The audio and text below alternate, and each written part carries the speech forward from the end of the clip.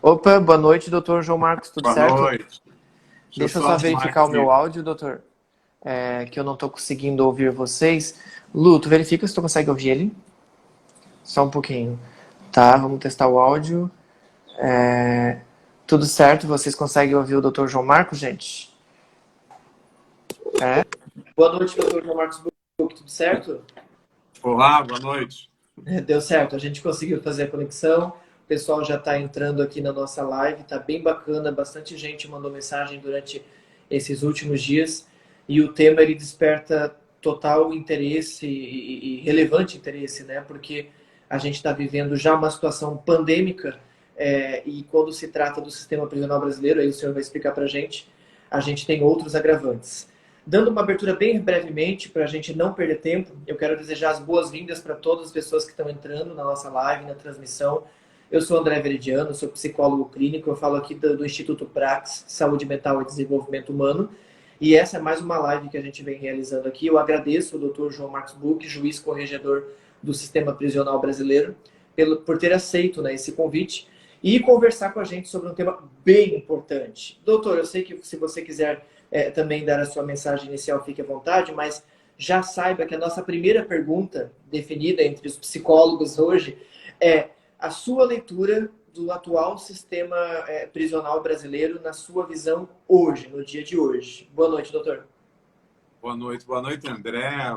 Boa noite a todos da equipe Praxis.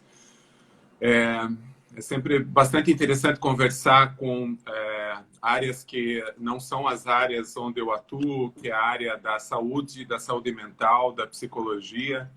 Então, creio que a gente vai ter um bate-papo bem interessante nesse momento hoje aqui, com a participação de todos.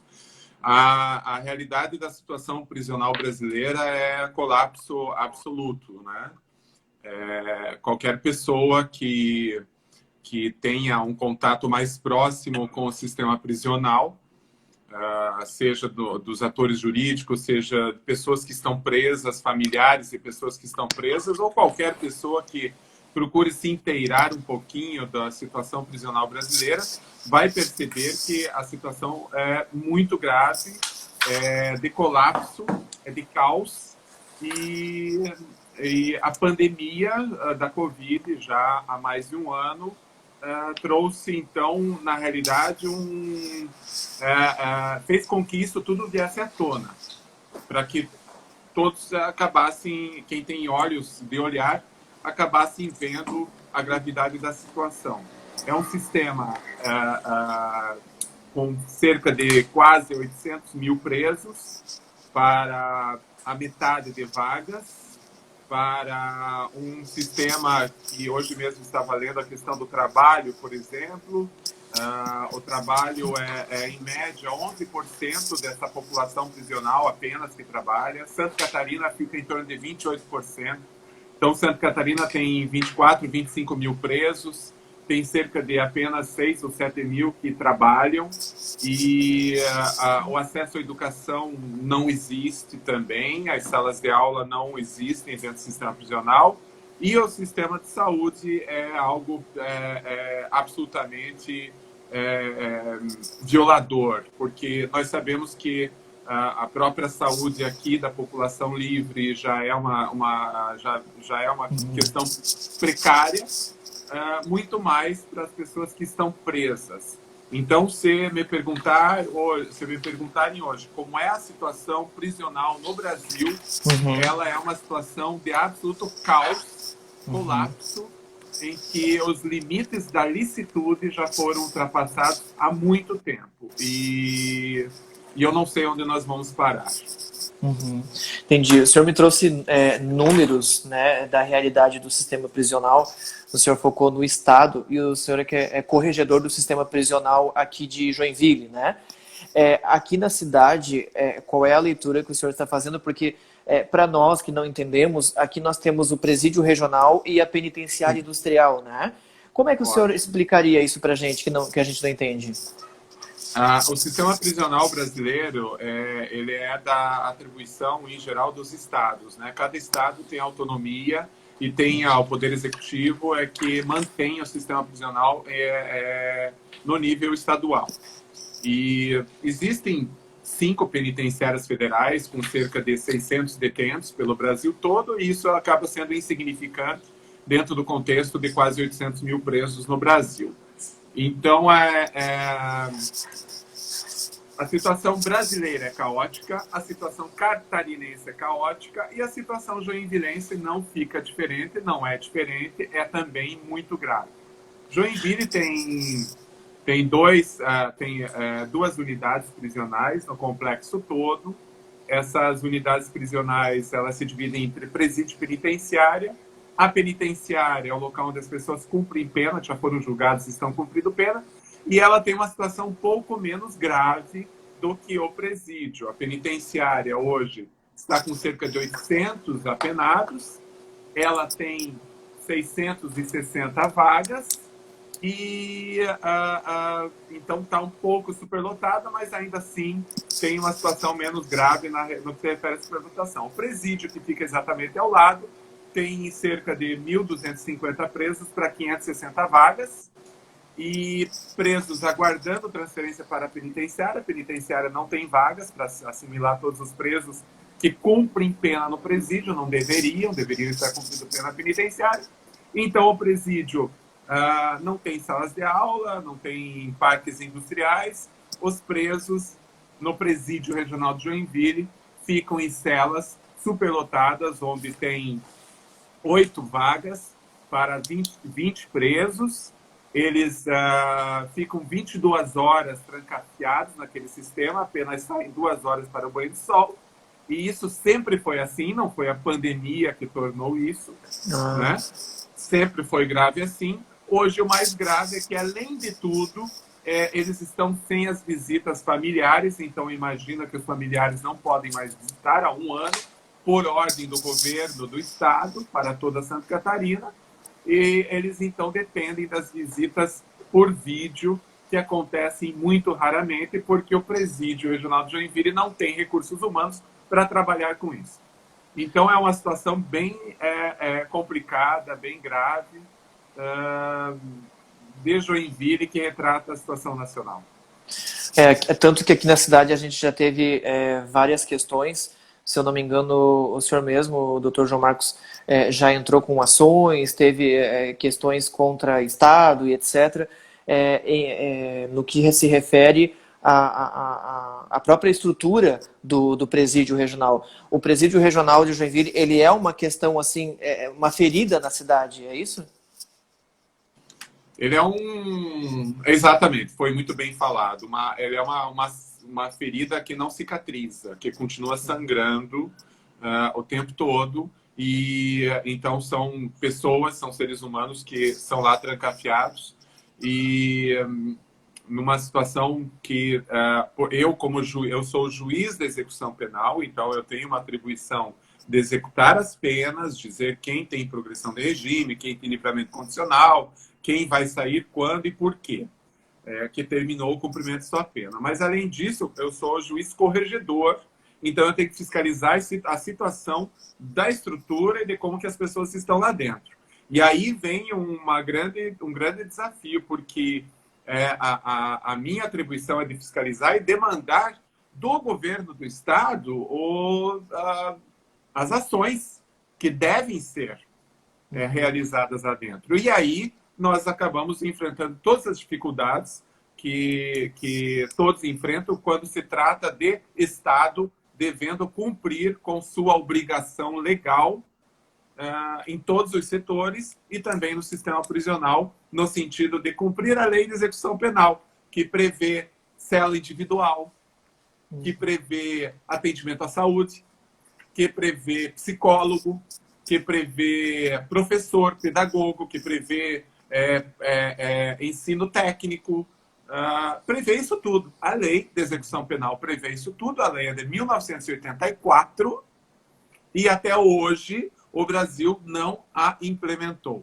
Então, é um desafio, que eu diria, André, diário, e que isso tem um custo muito alto, às vezes até mesmo pessoal, porque não é fácil você enfrentar essa realidade o tempo todo e perceber que é muito difícil um avanço mínimo no cuidado do ser humano que está preso.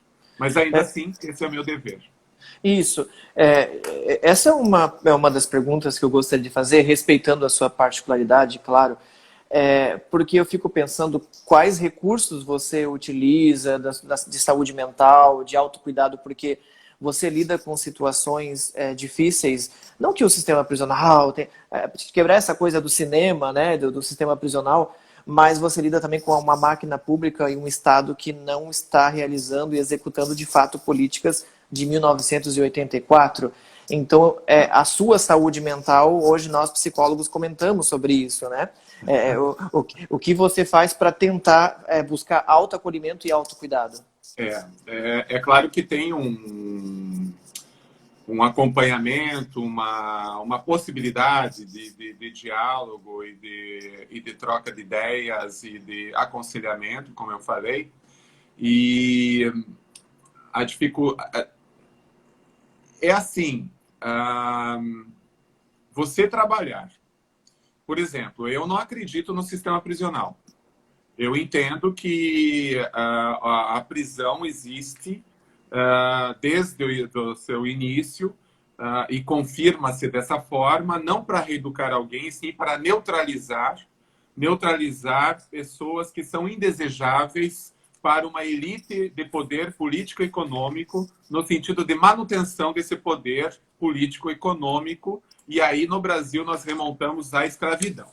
Então é uma forma de controle das populações e dos jovens, especialmente os jovens negros, que são a maioria no sistema prisional e economicamente vulneráveis. Então, eu não acredito em nada que possa melhorar o sistema que não seja o desencarceramento e a superação do encarceramento.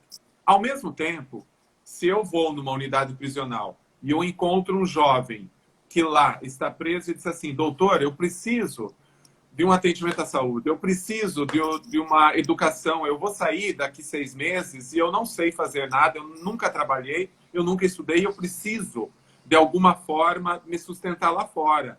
Então, e o senhor é juiz. E aí eu não posso falar para esse jovem que eu não acredito no sistema prisional, que a minha luta é para que um dia as prisões deixem de existir, que o encarceramento diminua, porque ele está vivendo aquela realidade e ele precisa de uma solução naquele momento. E eu não posso ficar como muitos ficam, muitos atores jurídicos, muitas autoridades ficam em seus gabinetes, em seus palácios, de reuniões em reuniões, tratando do sistema penitenciário e nada se realiza.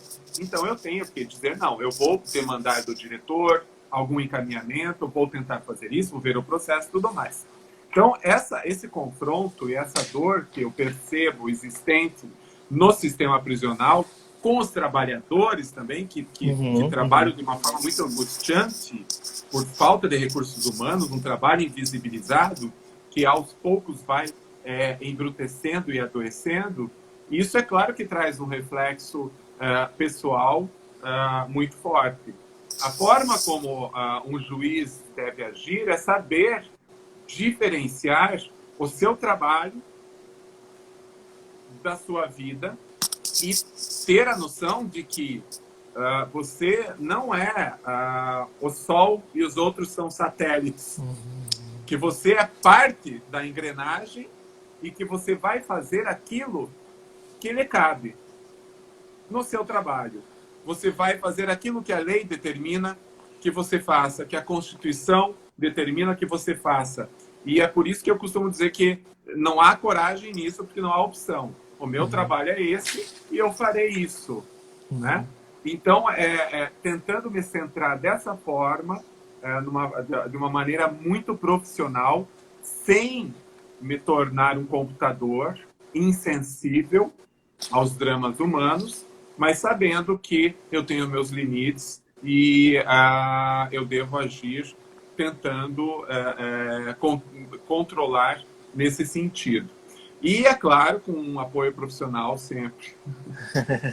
Eu estava aqui pensando, durante essa fala, que a saúde mental ainda tem muitos tabus, a saúde mental ainda tem muitas pessoas que não acessam o campo da saúde mental, isso eu estou falando especificamente da psicoterapia aqui no caso.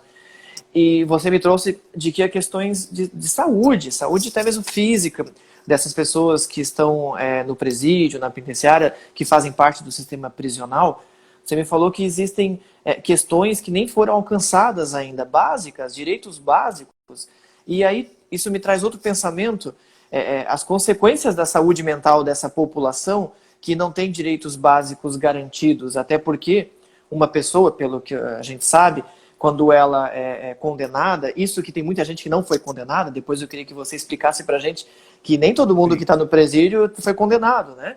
Eu fico pensando assim, para uma pessoa que teve direitos básicos não atendidos, como é que fica a saúde mental de uma pessoa? Hoje eu estava lendo no seu livro o Diário de Bordo de um Juiz das Causas Humanas, de uma mulher com HIV, que você teve acesso, você conversou com ela, e uma pessoa totalmente sem esperanças, né, de ter o mínimo.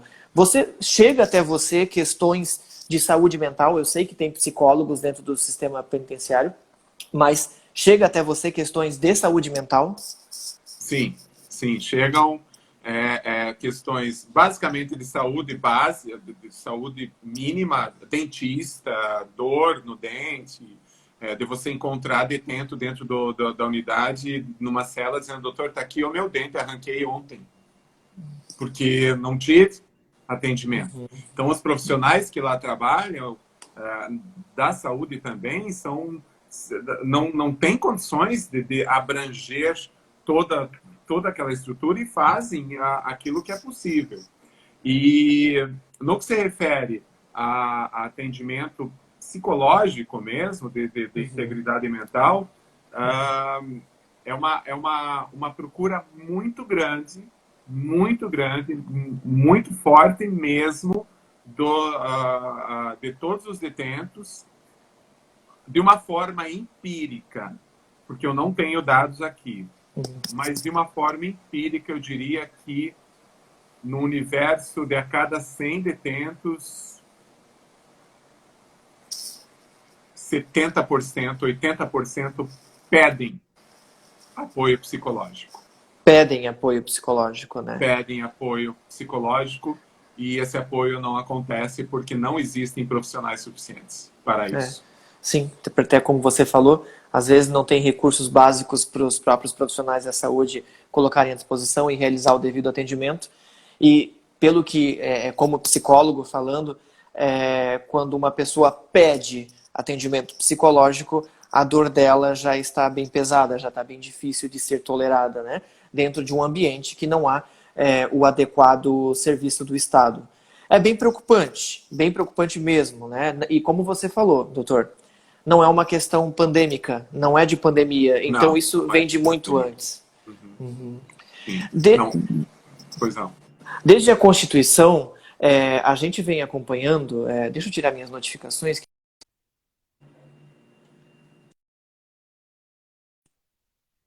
Desde a aprovação da Carta da Constituição de 88, a gente vem avançando em algumas frentes e em outras não.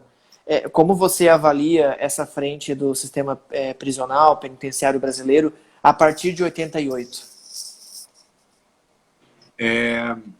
Assim, eu vou deixar de tecer comentários sobre as frentes que nós estamos avançando, porque a nossa Constituição é uma Constituição cidadã, de justiça social e de fundamento fundada na dignidade da pessoa humana, que assimilou, ao longo dos seus mais de 30 anos, os tratados internacionais e pactos internacionais de direitos humanos.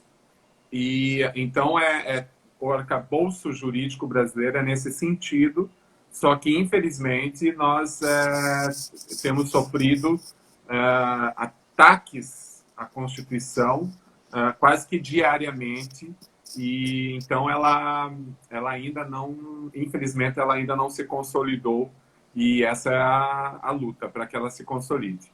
No que se refere ao sistema prisional, acontece o seguinte: no início dos anos 90, que era ali a Constituição de 88, né? A partir dos anos 90, a população prisional brasileira, na época, era de cerca de 90 mil presos.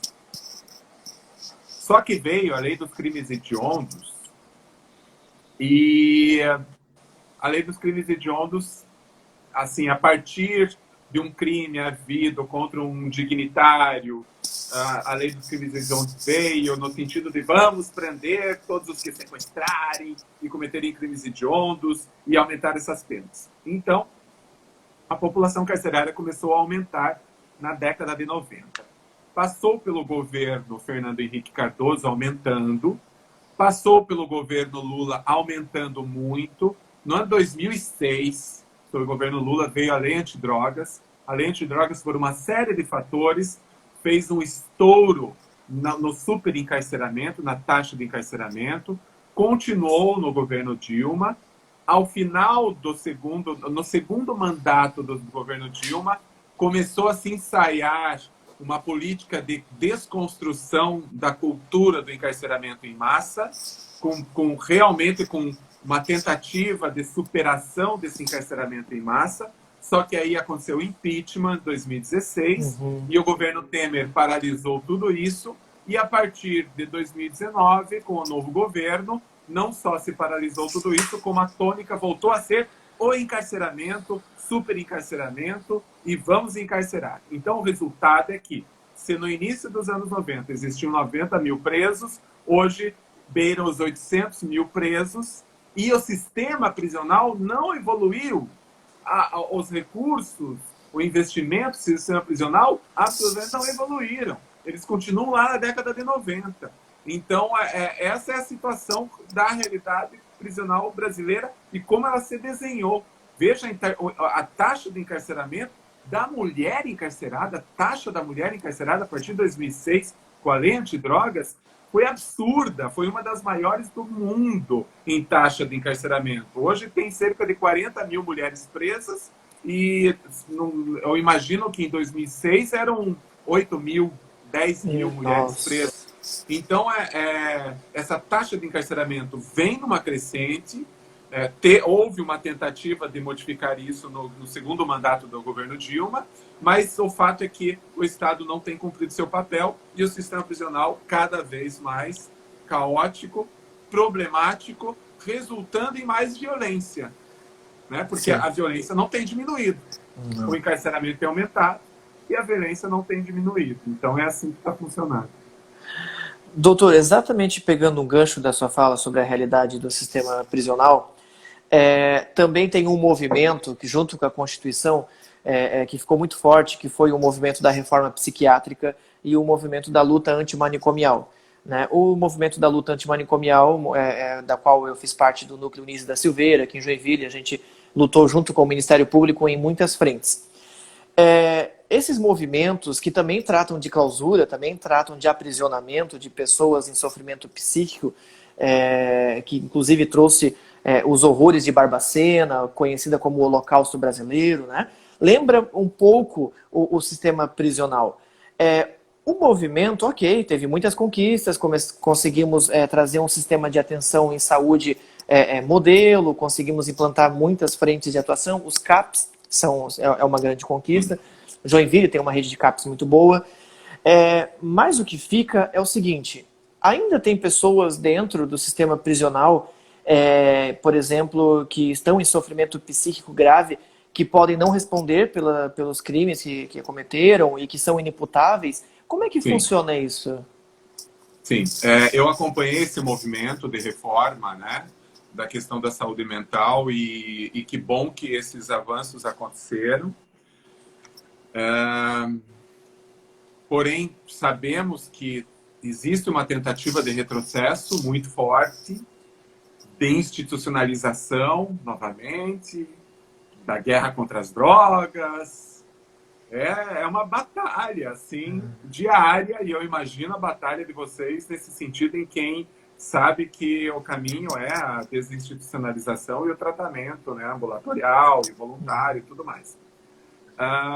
No aspecto da justiça, do sistema de justiça criminal, existe a seguinte situação. Se a pessoa é acusada de ter cometido um crime e ela tem algum problema na sua integridade mental, é feito um exame de integridade mental e ali é apontado se a pessoa tem a livre disposição, o caráter ilícito daquilo que praticou ou não. E esses exames passam por outra questão, porque muitas vezes eu já peguei situações em que se construiu todo o histórico de patologia do acusado, no que se refere à dependência a psicotrópicos, no que se refere à sua absoluta ausência de discernimento do ato que tinha praticado, e a conclusão final era de que era imputável, era responsável criminalmente. Pois é.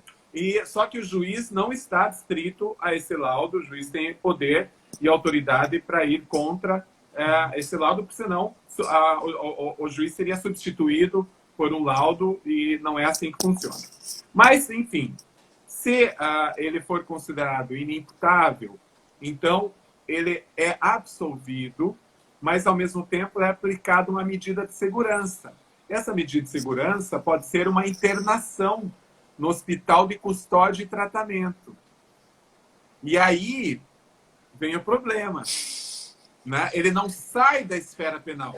Você consegue imaginar uma pessoa que é absolvida porque ela é considerada inimputável e, ao mesmo tempo, o juiz aplica uma medida de segurança no sistema de justiça criminal e essa pessoa vai para o hospital de custódia e tratamento. Foi condenada. Uma prisão perpétua, às vezes. Uhum. Porque quanto tempo ela vai ficar lá, né? E aí começa esse problema. Existe uma perspectiva de reforma da lei penal no que se refere a isso, em que a partir do momento que o juiz considera a pessoa inimputável, sai da esfera criminal e vai para o sistema de saúde. Né? Vai para o sistema de saúde, tratado do sistema de saúde, não fica mais no sistema de justiça criminal. Mas isso era um movimento que existia antes do atual governo. Agora o atual governo luta para que isso não aconteça.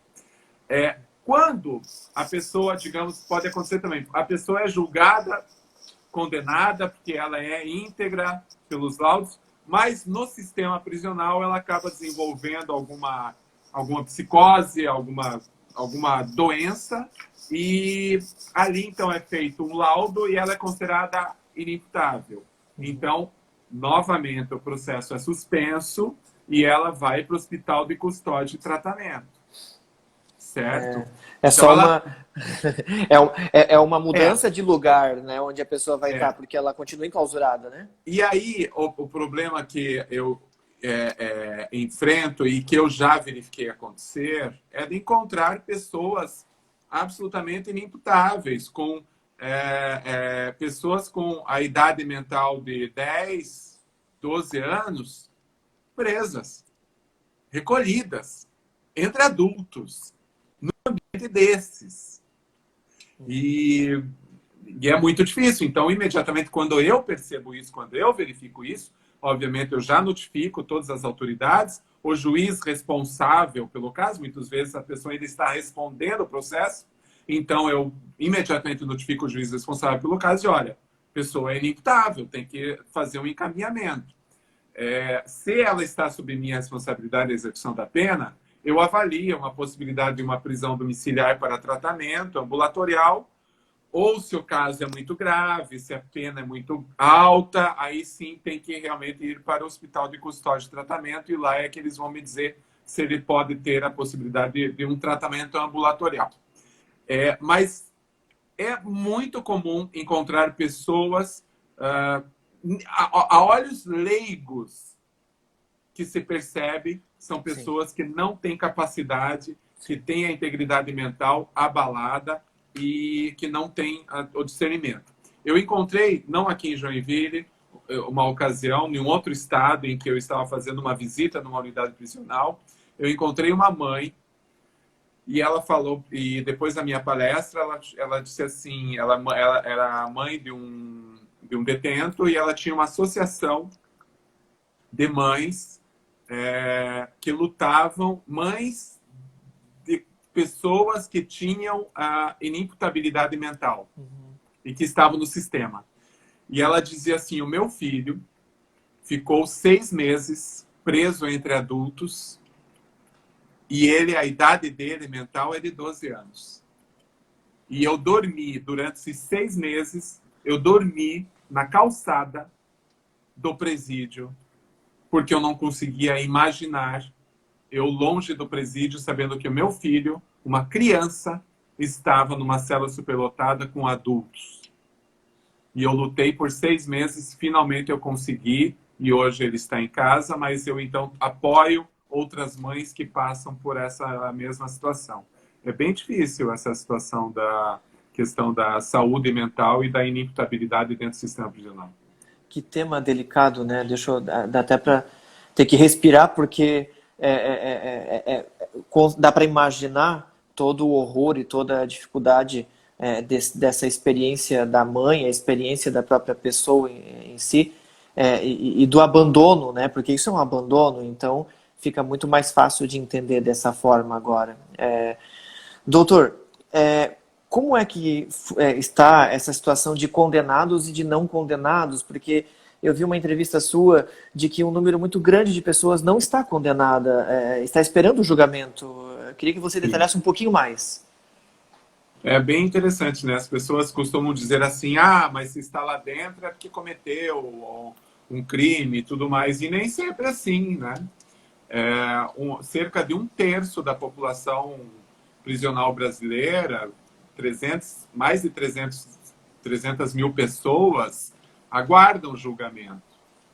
E 300 mil pessoas?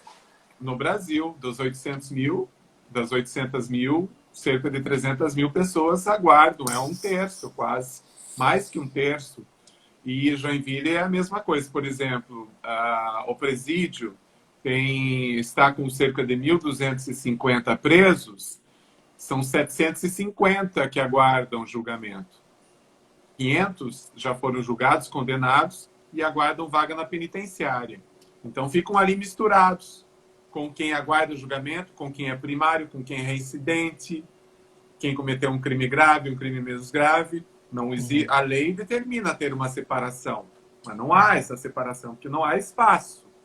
E então o que acontece é o seguinte, por exemplo, para quem não é do sistema de justiça criminal.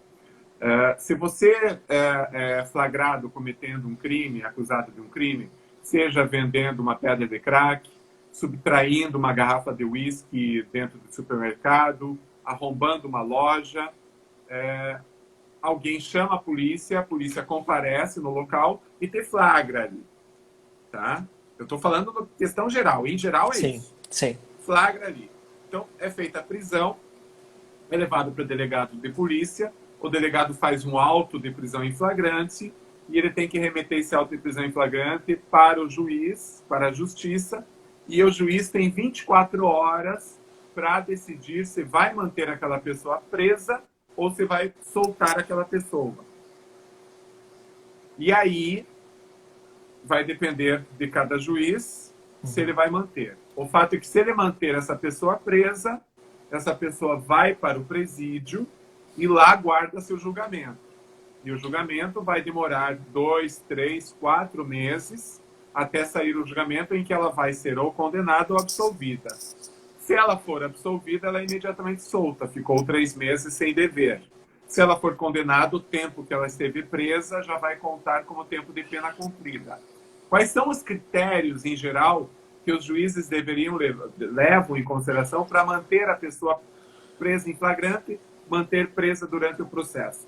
A gravidade da acusação pela qual a pessoa é acusada, porque se for um crime de furto, por exemplo, o crime de furto, pura e simplesmente, não prevê uma pena privativa de liberdade. Ela prevê uma pena alternativa. A pena privativa de liberdade é substituída por uma prestação de serviço à comunidade. Então, nesses casos, fazendo essa ponderação, ora, se ele condenado fosse, ele não pegaria uma pena privativa de liberdade, por que ele tem que responder no processo preso? Então, é um critério. Então, se é uma acusação de um crime mais grave, um roubo à mão armada, quer dizer, se ele for condenado, a pena é privativa de liberdade. E aí eu vou ter que ver se ele é reincidente, se ele já cometeu algum crime antes, se ele tem a perspectiva de fugir, se ele tem a perspectiva de ameaçar uma testemunha. Por exemplo, uma Lei Maria da Penha.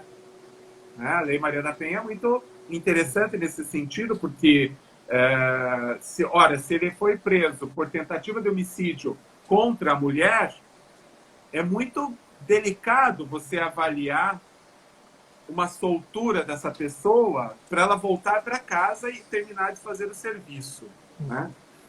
Então, só que a presunção é de inocência. Então, o juiz acaba tendo outros instrumentos, uma tornozeleira eletrônica, o botão do pânico, para possibilitar que a pessoa acusada na Lei Maria da Penha fique em liberdade, mas garanta a integridade da vítima. Então, isso tudo é ponderado. O fato é que o resultado é que a grande maioria, um bom percentual das pessoas que estão presas são pessoas que ainda não foram julgadas e devem ser consideradas inocentes até o seu julgamento e condenação. É assim que mais ou menos funciona. Isso assusta, né? Porque, ok, que se a pessoa for condenada, o tempo vai entrar ali na pena, etc. Mas se ela for absolvida, o Estado vai indenizar todo o dano que essa pessoa sofreu nesse tempo dentro do sistema? Né? Aí que eu creio que todos têm direito de petição e todos têm direito de ação e acionar o Estado por danos morais. Aí existem os entendimentos, né, que foi absolvido por falta de provas, por dúvida, ou foi absolvido desculpa, porque confundiram, fizeram uma identificação, um reconhecimento fotográfico, e esse reconhecimento fotográfico foi induzido e ele não era absolutamente, depois se descobriu quem era a verdadeira pessoa. Ora, são coisas muito graves que podem sim ensejar uma ação por danos morais em face do Estado. Mas é difícil você falar uma reparação de um tempo de pena, de um tempo de prisão. Não há reparação. Não, né? não. Os danos morais, em geral, são dessa forma. Os danos morais, perante a lei e perante as decisões, o que a gente chama de jurisprudência, eles não reparam. Eles tentam amenizar a dor. Né? Então, é assim que funciona. Tem uma questão, uma pessoa quando ela é presa, não é só a vida dela que está em questão, né? É todo um ciclo, são filhos, são pais, são irmãos, e o que acontece é que muitas vezes uma pessoa que ela é aprisionada, vai aguardar julgamento lá no presídio, tem um impacto grande na vida de outras pessoas. Você escreve no livro que constantemente você é procurado para verificar determinadas situações, né? E esses impactos na vida dessas pessoas, vamos pegar aqui um exemplo, famílias, filhos menores, são impactos na saúde mental também, né, Dr. João Marcos? De todos. De todos. Imagina, né, a prisão de uma mulher, por exemplo, que tem seus filhos e de uma hora para outra ela é sacada da sua casa porque ela estaria continuando um comércio ilícito de drogas para se manter, porque o marido foi preso e ela continuou com aquilo. Então, ela é sacada de sua casa com filhos de 6, 7 anos e esses filhos são institucionalizados, você vem ceifados da mãe ali naquele momento, ou um pai, né? A família, se as pessoas tivessem noção de como é o sofrimento de um familiar que tem o seu ente preso. Eu costumo receber muitas, agora não, porque o fórum não está atendendo presencialmente, mas eu recebo com os advogados ou com a defesa familiares que, em geral, chegam lá e dizem, olha, doutor, É meu filho. Para mim não importa o que ele fez ou não fez. Ele é meu filho. Eu não consigo aceitar que ele esteja nessa condição terrível que ele está lá dentro. Onde tem escabiose, onde tem tuberculose. É muito difícil. Isso é um abalo na estrutura familiar muito grave. E eu vejo isso o tempo todo, e eu vejo o lado também do momento em que essa pessoa volta para sua família e os relatos que me são trazidos a respeito desse ente que voltou para sua família. Com o seguinte detalhe, muitos já não encontram mais suas famílias, as suas famílias se perderam no caminho. Antes mesmo da prisão, essa pessoa já estava perdida, num processo de violência histórica desde o seu nascimento, desde a primeira infância, até o momento em que foi preso. E é por isso que eu costumo dizer que a prisão não é o caminho. O caminho é antes. O caminho é da oportunidade, de igualdade para todos, a distribuição de renda, o olhar do Estado para aquele menino, para aquela menina que nasceu ali naquele ambiente desestruturado, que precisa de oportunidades, precisa de referências, precisa de apoio à família para que essa pessoa consiga crescer com saúde e com dignidade. Mas é muito difícil. As famílias sofrem muito e eu não sei. Aí diz assim, mas as famílias das vítimas. É claro, a vítima sofre de uma maneira cruel e abandonada, sozinha, só na sua dor. O Estado não comparece em nada para apoiar aquela vítima. A questão é, uma grande parte das pessoas que estão presas, a grande maioria, não teve uma vítima. Foi tráfico de drogas, foi arrombamento em uma loja, foi furto. Entende? Então, a primeira de tudo, quando eu me pergunto, e as vítimas, eu vou dizer, mas como que eu vou perguntar para aquela loja na Rua 15 que foi arrombada, loja, como você está? Não tem. Então, as pessoas costumam dizer assim, todos os que estão presos cometeram crimes. Nem todos, porque 1/3 está ainda respondendo e deve ser considerado inocente. Mas todos que estão presos cometeram crimes violentos contra outras pessoas. Absolutamente a minoria que praticou esse tipo de violência. Menos de 10% praticou violência, aquelas violências graves contra a dignidade sexual, contra crianças. É um número muito pequeno.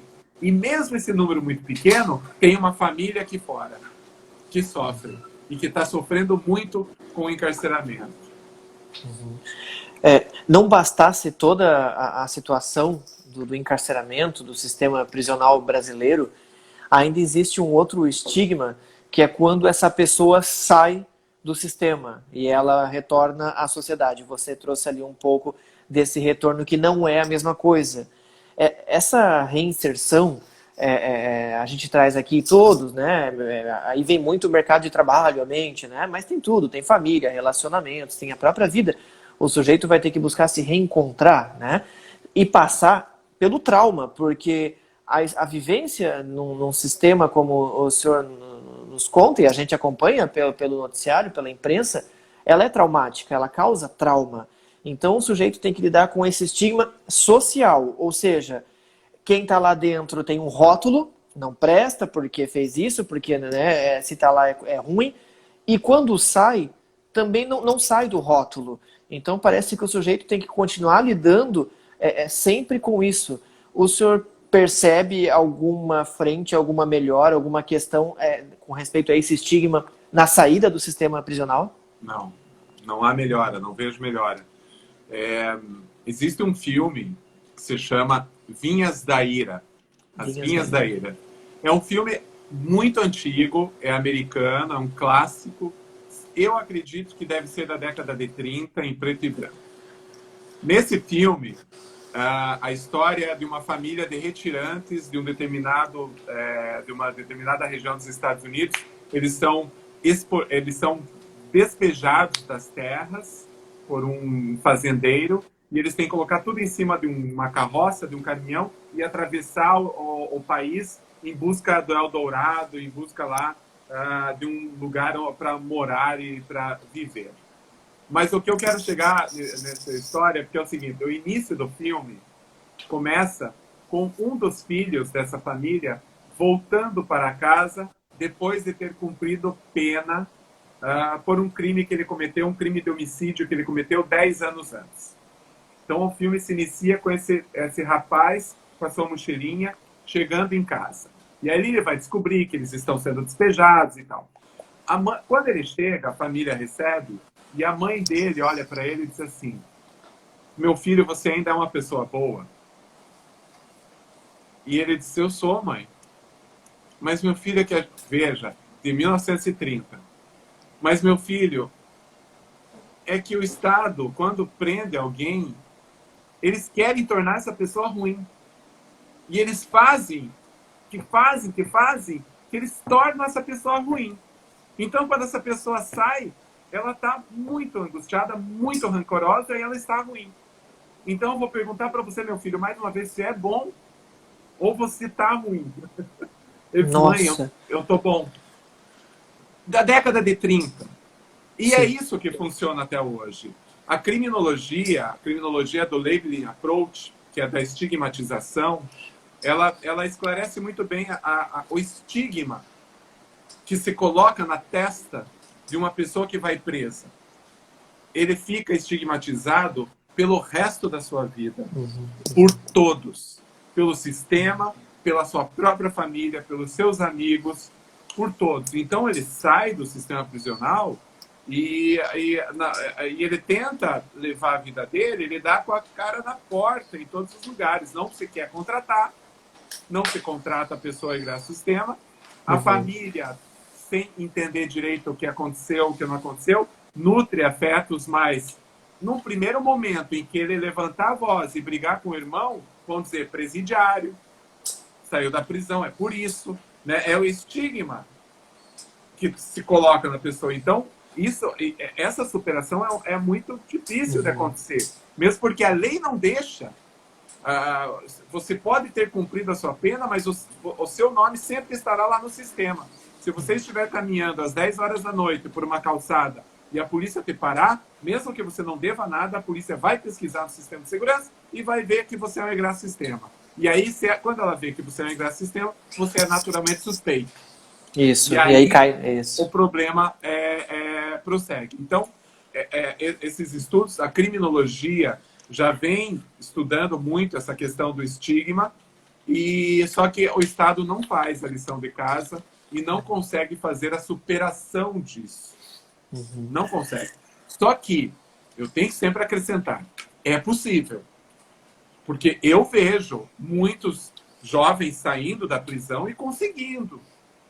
A que custo? Eu não imagino, mas consegue. Eu encontro nas ruas aí muitos: doutor, faz 6 meses que eu saí, eu estou trabalhando lá naquele lugar, estou morando, já casei, estou com uma filhinha, está dando certo a minha vida, estou muito feliz.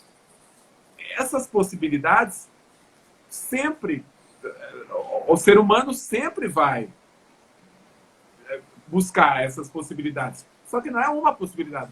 Você, André, nós temos possibilidades diárias. Todos os dias da nossa vida, as possibilidades chegam para nós. E quando nós erramos num dia, no dia seguinte a possibilidade aparece de novo. Então essas pessoas precisam ter possibilidades contínuas. E é isso que não acontece. Às vezes é dada uma possibilidade, o primeiro erro, fecha-se tudo e volta para a cadeia. Então é difícil. Realmente, eu achava, tinha uma noção, e agora com essa live, com a sua presença, doutor, passa a ter mais, porque a gente não consegue perceber todas as dificuldades. Eu acho que todos os obstáculos e toda a realidade mesmo, conversando com o senhor, fica um pouco mais fácil de entender. E sobre o estigma, uma vez eu conversei com um homem, ele era o poeta, né? Ele era o poeta. E eu fiz um trabalho com os meus ex-alunos com essas poesias. E ele era um egresso do sistema prisional, né? Então, nós trocamos essas poesias, trocamos poemas, cartas. E os ex-alunos começaram a questionar de onde era esse homem, onde ele morava. E eu pedi para eles chutarem, e fui comentando sobre o local de moradia, onde vivia esse poeta, né? E demorou muito para que um menino, com todo o histórico de vida de uma periferia, de um abandono também do Estado, respondesse, né, que ele estava no presídio, de que ele estava preso. Então aquilo mexeu muito comigo, eu guardei até hoje a cartinha, tanto o poema quanto a cartinha que o menino mandou para o poeta, né, ficaram muito guardados na memória. E eu também acredito, doutor, tanto você aí no sistema, na justiça, no Poder Judiciário, quanto aqui no campo da saúde mental, a gente acredita no potencial do ser humano de transformação, de ressignificação, e a gente continua trabalhando para isso, mesmo diante do cenário que o senhor traz, que é bem assustador. Doutor, a gente está quase chegando ao fim da live, eu peço desculpa aos participantes, eu tirei os comentários porque eram muitos e estava meio que bloqueando a tela, mas enquanto eu não tenho tanta experiência com live não, tá? As nossas lives aqui tinham outros contextos e agora como a gente colocou justiça e saúde mental, as pessoas estão perguntando bastante. E um insight, eu acho que a gente pode entender dessa live, né, fazer um insight, é que falar de saúde mental nesse contexto é também uma fala de política, né? É uma fala de política, né? Posicionamento é um ato político, uma obrigação de todos nós, porque está na Declaração Universal dos Direitos Humanos, está na nossa Constituição. O senhor concorda que esse tipo de fala, de posicionamento, também é um ato político? É um ato necessariamente político e muito importante. E eu diria assim que a psicologia, as federações e confederações, né, de psicólogos estão um passo à frente da justiça e de outras áreas. Uhum. Os contatos que eu tenho tido com os conselhos de psicologia são sensacionais nessa questão e na preocupação no que se refere ao sistema prisional.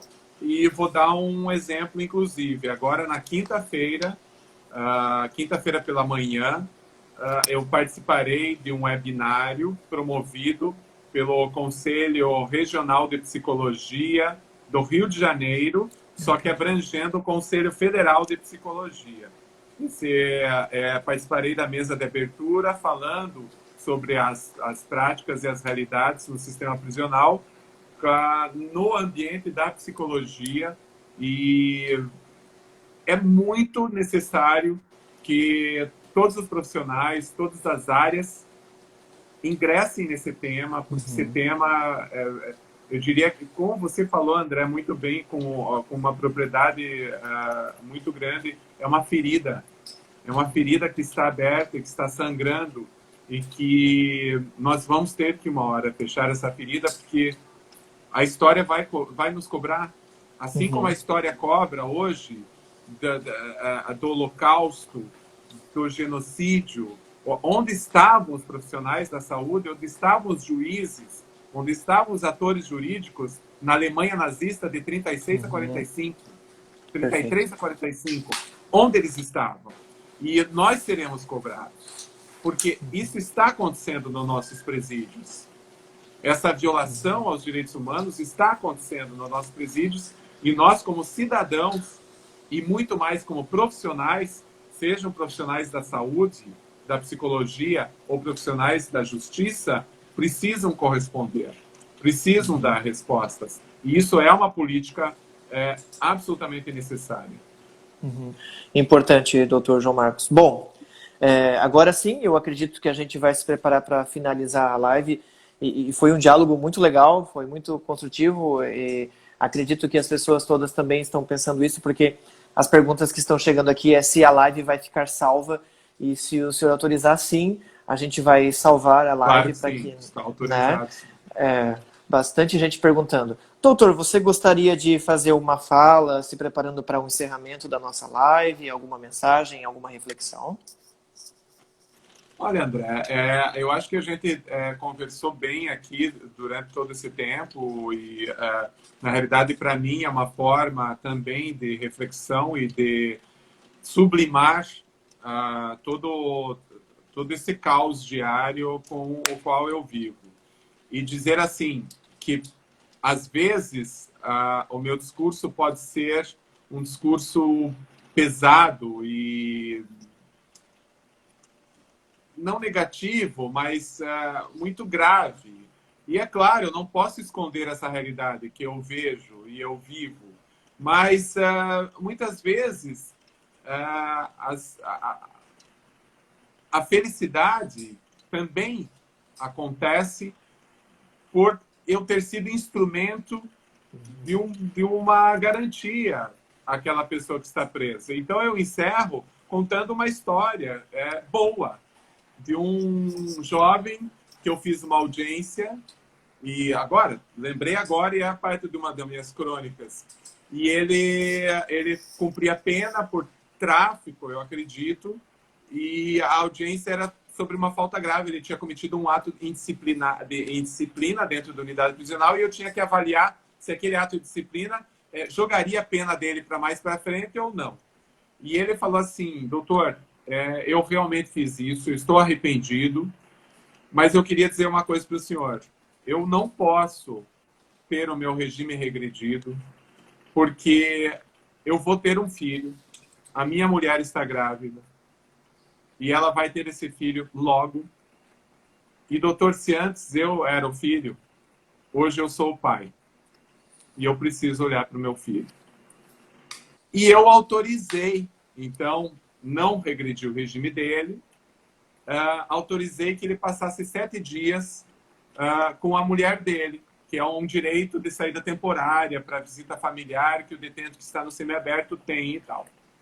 E ao final do 7º dia, ele foi a pé da maternidade até o fórum para me contar que durante esses 7 dias, a mulher dele entrou em trabalho de parto, eles chamaram o SAMU não chegou a tempo e ele realizou o parto do filho.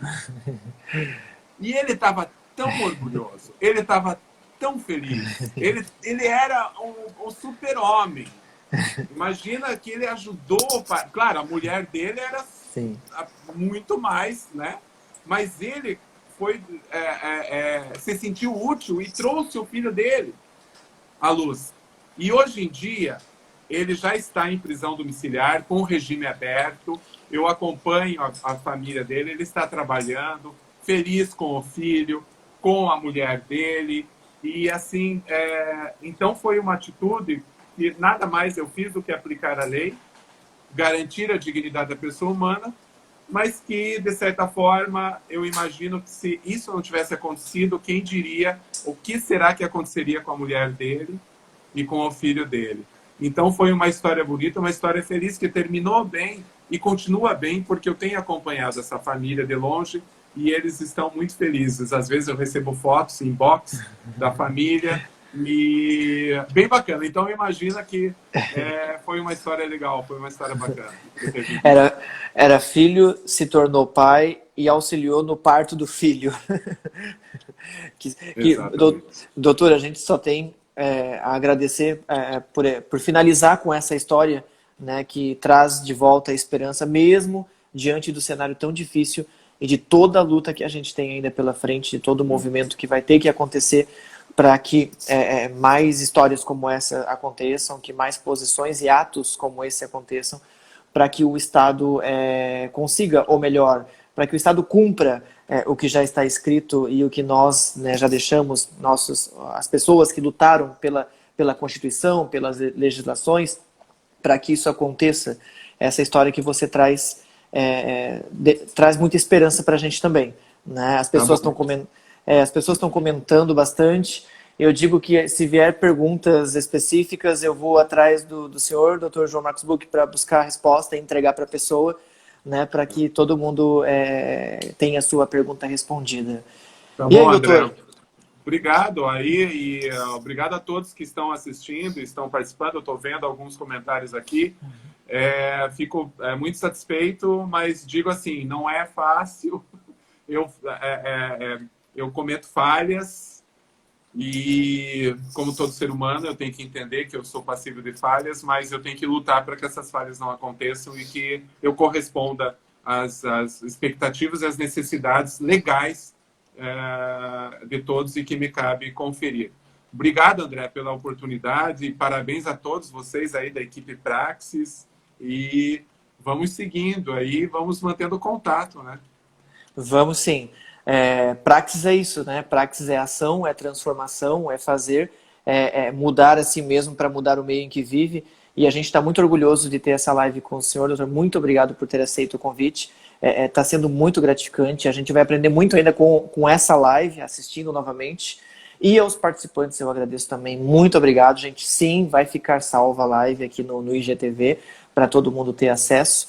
E aguardem aí novas lives com temas tão necessários. Doutor, cuida da sua saúde, cuida da sua saúde mental também, que a gente precisa do senhor, tá?